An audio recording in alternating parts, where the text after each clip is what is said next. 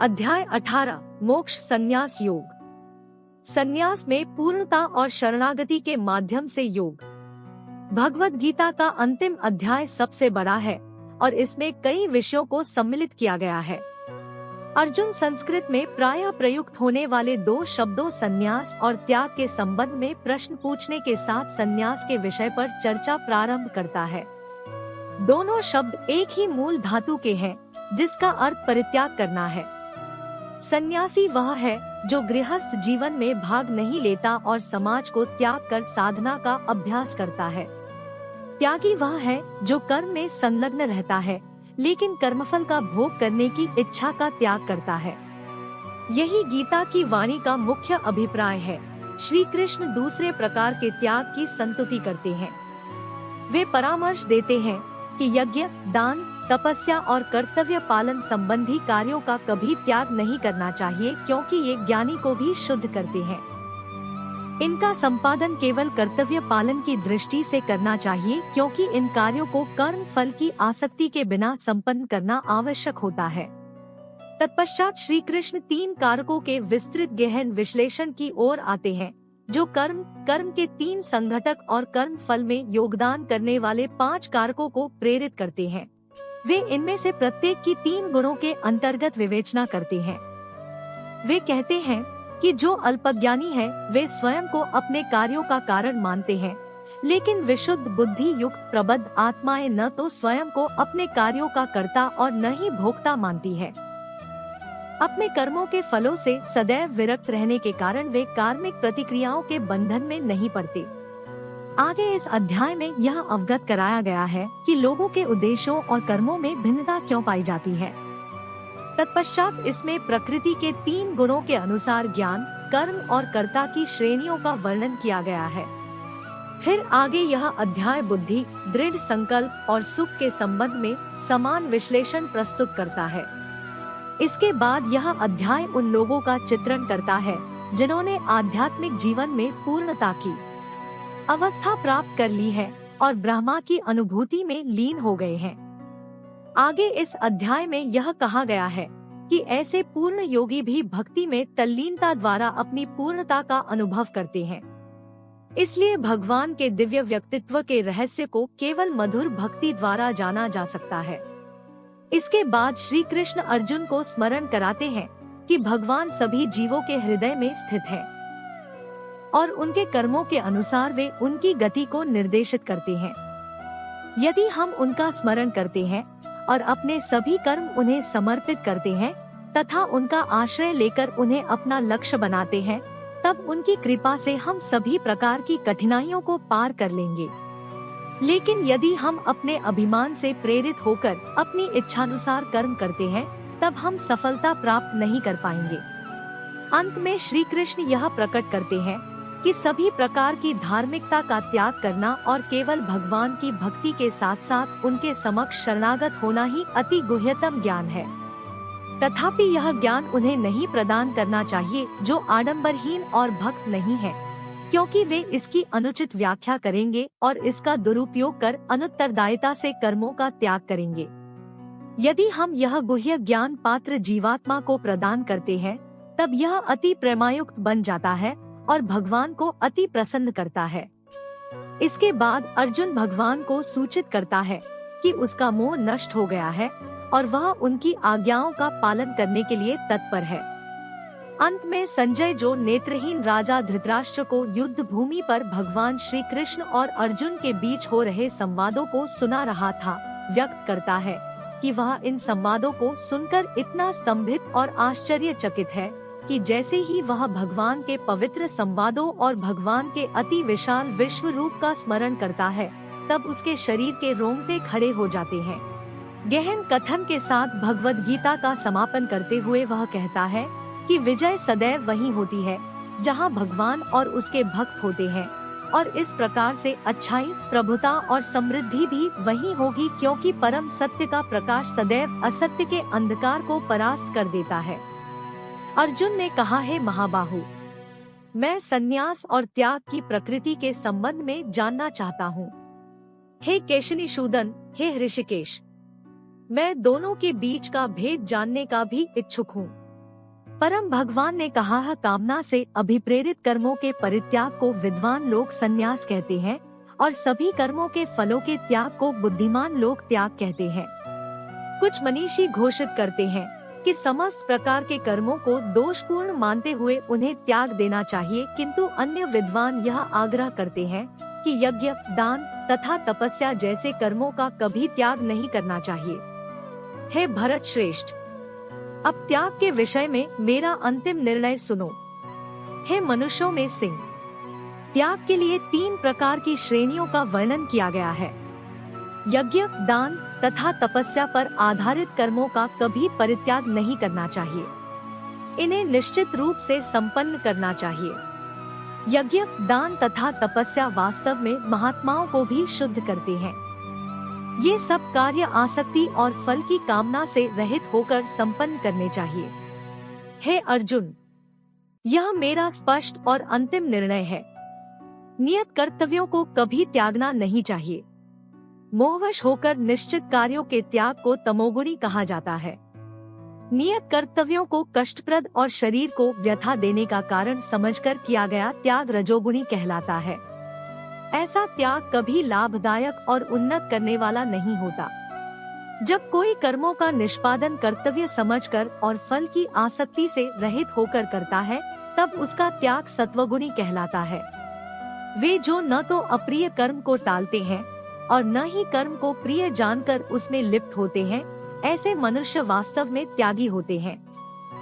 वे सात्विक गुणों से संपन्न होते हैं और कर्म की प्रकृति के संबंध में उनमें कोई संशय नहीं होता। देहधारी जीवों के लिए पूर्ण रूप से कर्मों का परित्याग करना असंभव है, लेकिन जो कर्मफलों का परित्याग करते हैं वे वास्तव में त्यागी कहलाते हैं। जो निजी पारितोषिक के प्रति आसक्त होते हैं उन्हें मृत्यु के पश्चात भी सुखद, दुखद और मिश्रित 3 प्रकार के कर्मफल प्राप्त होते हैं, लेकिन जो अपने कर्मफलों का त्याग करते हैं उन्हें न तो इस लोक में और न ही मरणोपरांत ऐसे कर्मफल भोगने पड़ते हैं। हे अर्जुन, अब मुझसे सांख्य दर्शन के सिद्धांत में उल्लिखित समस्त कर्मों को संपूर्ण करने हेतु 5 कारकों को समझो, जो यह बोध कराते हैं कि कर्मों की प्रतिक्रियाओं को कैसे रोका जाए। शरीर, कर्ता, विभिन्न इंद्रियां, अनेक प्रकार की चेष्टाएं और विधि का विधान अर्थात भगवान ये 5 कर्म के कारक है। शरीर, मन या वाणी से जो भी कार्य संपन्न किया जाता है, भले ही वह उचित हो या अनुचित, उसके ये 5 सहायक कारक हैं। वे जो इसे नहीं समझते और केवल आत्मा को ही कर्ता मानते हैं, अपनी दूषित बुद्धि के कारण वे वस्तुओं को उनके वास्तविक रूप में नहीं देख सकते। जो कर्तापन के अहंकार से मुक्त होते हैं और जिनकी बुद्धि मोहग्रस्त नहीं है, यद्यपि वे जीवों को मारते हैं, तथापि वे न तो जीवों को मारते हैं और न कर्मों के बंधन में पड़ते हैं। ज्ञान का विषय और ज्ञाताए कर्म को प्रेरित करने वाले 3 कारक हैं। कर्म के उपादान, स्वयं कर्म और कर्ताए कर्म के 3 घटक हैं। सांख्य दर्शन में ज्ञान, कर्म और कर्ता की 3 श्रेणियों का उल्लेख किया गया है और तदनुसार प्रकृति के 3 गुणों के अनुसार इनमें भेद का वर्णन भी किया गया है। इन्हें सुनो और मैं तुम्हें इनका भेद बताता हूँ। जिस ज्ञान द्वारा कोई नाना प्रकार के सभी जीवों में एक अविभाजित अविनाशी सत्य को देखता है, उसे सत्वगुण प्रकृति ज्ञान कहते हैं। जिस ज्ञान द्वारा कोई मनुष्य भिन्न भिन्न शरीरों में अनेक जीवित प्राणियों को पृथक पृथक और असंबद्ध रूप में देखता है, उसे राजसी माना जाता है। वह ज्ञान जिसमें कोई मनुष्य ऐसी विखंडित अवधारणा में तल्लीन होता है जैसे कि वह संपूर्ण के सदृश हो और जो न तो किसी कारण और न ही सत्य पर आधारित है, उसे तामसिक ज्ञान कहते हैं। जो कर्म शास्त्रों के अनुमोदन के अनुसार है, राग और द्वेष की भावना से रहित और फल की कामना के बिना संपन्न किया जाता है, वह सत्वगुण प्रकृति का होता है।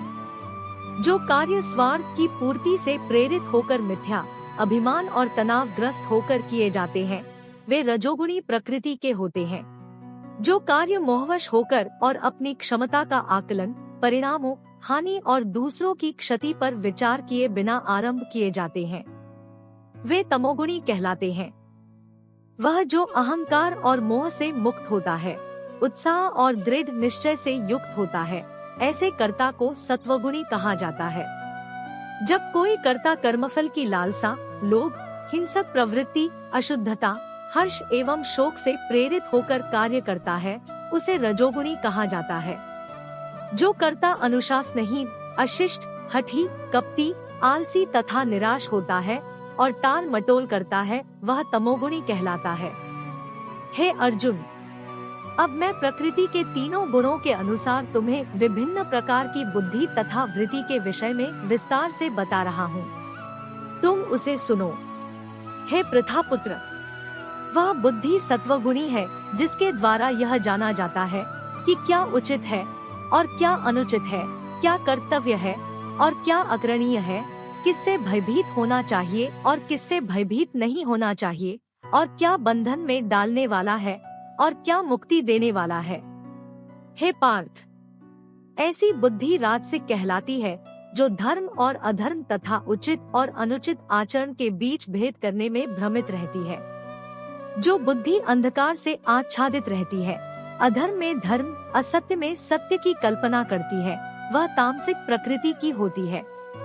जो धृति योग से विकसित होगी और जो मन, प्राण शक्ति और इंद्रियों की क्रियाओं को स्थिर रखती है, उसे सात्विक धृति संकल्प कहते हैं। वह द्यति जिसके द्वारा कोई मनुष्य आसक्ति और कर्म फल की इच्छा से कर्तव्य पालन करता है, सुख और धन प्राप्ति में लिप्त रहता है, वह राजसी धृति कहलाती है। दरबद्धिपूर्ण संकल्प जिसमें कोई स्वप्न देखने, भय, दुख, मोह, निराशा और कपट का त्याग नहीं करता, उसे तमोगुणी धृति कहा जाता है। हे अर्जुन, अब तुम मुझसे 3 प्रकार के सुखों के संबंध में सुनो जिनसे देहधारी आत्मा आनंद प्राप्त करती है और सभी दुखों के अंत तक भी पहुंच सकती है। जो आरंभ में विष के समान लगता है, लेकिन अंत में जिसका स्वाद अमृत के समान हो जाता है, उसे सात्विक सुख कहते हैं। यह शुद्ध बुद्धि से उत्पन्न होता है जो आत्मज्ञान में स्थित होती है। उस सुख को रजोगुणी कहा जाता है जब यह इंद्रियों द्वारा उसके विषयों के संपर्क से उत्पन्न होता है। ऐसा सुख आरंभ में अमृत के सदृश लगता है और अंततः विष जैसा हो जाता है। जो सुख आदि से अंत तक आत्मा की प्रकृति को आच्छादित करता है और जो निद्रा, आलस्य और असावधानी से उत्पन्न होता है, वह तामसिक सुख कहलाता है। इस भौतिक क्षेत्र में पृथ्वी और स्वर्ग के उच्च लोकों में रहने वाला कोई भी जीव प्रकृति के इन 3 गुणों के प्रभाव से मुक्त नहीं होता। हे शत्रुहंता, ब्राह्मणों, क्षत्रियों, वैश्यों और शूद्रों के कर्तव्यों को इनके गुणों के अनुसार तथा प्रकृति के 3 गुणों के अनुरूप वितरित किया गया है, न कि इनके जन्म के अनुसार। शांति, संयम, तपस्या, शुद्धता, धैर्य, सत्यनिष्ठा, ज्ञान, विवेक तथा परलोक में विश्वास से सब ब्राह्मणों के कार्य के स्वाभाविक गुण हैं। शूरवीरता, शक्ति, धैर्य, रण कौशल, युद्ध से पलायन न करने का संकल्प, दान देने में उदारता, नेतृत्व क्षमताएं सब क्षत्रियों के कार्य के स्वाभाविक गुण हैं। कृषि, गोपालन और दुग्ध उत्पादन तथा व्यापार वैश्य गुणों से संपन्न लोगों के स्वाभाविक कार्य हैं। शुद्रता के गुण से युक्त लोगों के श्रम और सेवा स्वाभाविक कर्म है। अपने जन्मजात गुणों से उत्पन्न अपने कर्तव्यों का पालन करने से मनुष्य पूर्णता प्राप्त कर सकता है। अब मुझसे सुनो कि कोई निर्धारित कर्तव्यों का पालन करते हुए कैसे पूर्णता प्राप्त करता है। अपनी स्वाभाविक वृत्ति का निर्वहन करते हुए उस सृजक भगवान की उपासना करो जिससे सभी जीव अस्तित्व में आते हैं और जिसके द्वारा सारा ब्रह्मांड प्रकट होता है। इस प्रकार से अपने कर्मों को संपन्न करते हुए मनुष्य सरलता से पूर्णता प्राप्त कर सकता है।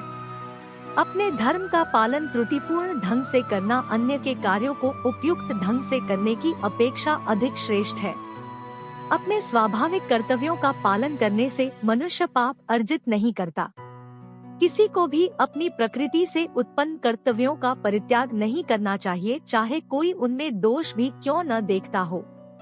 हे कुंती पुत्र, वास्तव में सभी प्रकार के उद्योग कुछ न कुछ बुराई से आवृत रहते हैं, जैसे आग धुएं से ढकी रहती है। वे जिनकी बुद्धि सदैव प्रत्येक स्थान पर अनासक्त रहती है, जिन्होंने अपने मन को वश में कर लिया है, जो वैराग्य के अभ्यास द्वारा कामनाओं से मुक्त हो जाते हैं, वे कर्म से मुक्ति की पूर्ण सिद्धि प्राप्त करते हैं। हे अर्जुन, अब मुझसे संक्षेप में सुनो और मैं तुम्हें समझाऊंगा कि जो सिद्धि प्राप्त कर चुका है वह भी दृढ़ता से दिव्य ज्ञान में स्थित होकर कैसे ब्रह्मा को भी पा सकता है। कोई भी मनुष्य ब्रह्मा को पाने की पात्रता प्राप्त कर सकता है जब वह विशुद्ध बुद्धि और दृढ़ता से इंद्रियों को संयत रखता है, शब्द और अन्य इंद्रिय विषयों का परित्याग करता है, राग और द्वेष को अपने से अलग कर लेता है। ऐसा व्यक्ति जो एकांतवास करता है, अल्प भोजन करता है, शरीर मन और वाणी पर नियंत्रण रखता है, सदैव ध्यान में लीन रहता है, वैराग्य का अभ्यास करता है, अहंकार, अहिंसा, अभिमान, कामनाओं, संपत्ति के स्वामित्व और स्वार्थ से मुक्त रहता है और जो शांति में स्थित है वह ब्रह्मा के साथ एकरस होने का अधिकारी है। परम ब्रह्मा की अनुभूति में स्थित मनुष्य मानसिक शांति प्राप्त करता है।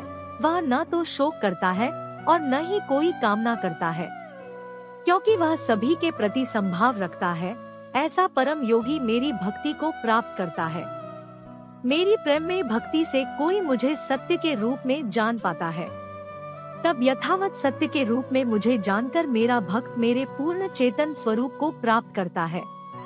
यदि मेरे भक्त सभी प्रकार के कार्यों को करते हुए मेरी पूर्ण शरण ग्रहण करते हैं, तब वे मेरी कृपा से मेरा नित्य एवं अविनाशी धाम प्राप्त करते हैं। अपने सभी कर्म मुझे समर्पित करो और मुझे ही अपना लक्ष्य मानो। बुद्धियोग का आश्रय लेकर अपनी चेतना को सदैव मुझ में लीन रखो। यदि तुम सदैव मेरा स्मरण करते हो तब मेरी कृपा से तुम सभी कठिनाइयों और बाधाओं को पार कर पाओगे। यदि तुम अभिमान के कारण मेरे उपदेश को नहीं सुनोगे तब तुम्हारा विनाश हो जाएगा। यदि तुम अहंकार से प्रेरित होकर सोचते हो कि मैं युद्ध नहीं लड़ूंगा, तुम्हारा निर्णय निरर्थक हो जाएगा। तुम्हारा स्वाभाविक क्षत्रिय धर्म तुम्हें युद्ध लड़ने के लिए विवश करेगा। हे अर्जुन, मोहवश जिस कर्म को तुम नहीं करना चाहते उसे तुम अपनी प्राकृतिक शक्ति से उत्पन्न प्रवृत्ति से बाध्य होकर करोगे। हे अर्जुन, परमात्मा सभी जीवों के हृदय में निवास करता है। उनके कर्मों के अनुसार वह भटकती आत्माओं को निर्देशित करता है जो भौतिक शक्ति से निर्मित यंत्र पर सवार होती है। हे भारत, अपने पूर्ण अस्तित्व के साथ पूर्ण रूप से केवल उसकी शरण ग्रहण करो। उसकी कृपा से तुम पूर्ण शांति और उसके नित्य धाम को प्राप्त करोगे। इस प्रकार से मैंने तुम्हें यह ज्ञान समझाया जो सभी गुह्य से गुह्यतर है। इस पर गहनता के साथ विचार करो और फिर तुम जो चाहो वैसा करो। पुनः मेरा परम उपदेश सुनो जो सबसे श्रेष्ठ गुह्य ज्ञान है।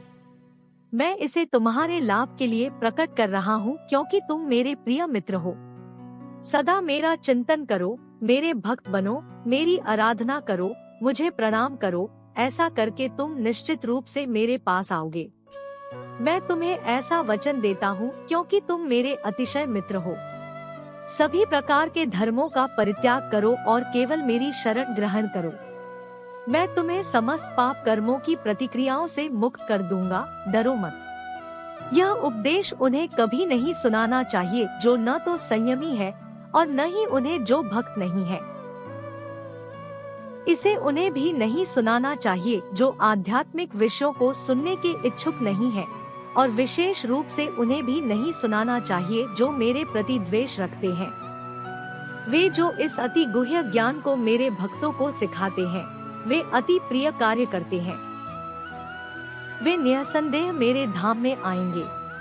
उनकी अपेक्षा कोई भी मनुष्य उनसे अधिक मेरी प्रेम पूर्वक सेवा नहीं करता और इस पृथ्वी पर मुझे उनसे प्रिय न तो कोई है और न ही होगा।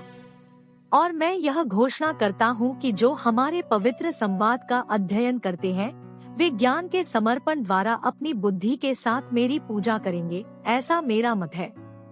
वे जो श्रद्धायुक्त तथा द्वेष रहित होकर केवल इस ज्ञान को सुनते हैं, वे पापों से मुक्त हो जाते हैं और मेरे पवित्र लोकों को पाते हैं जहाँ पुण्य आत्माएं निवास करती हैं।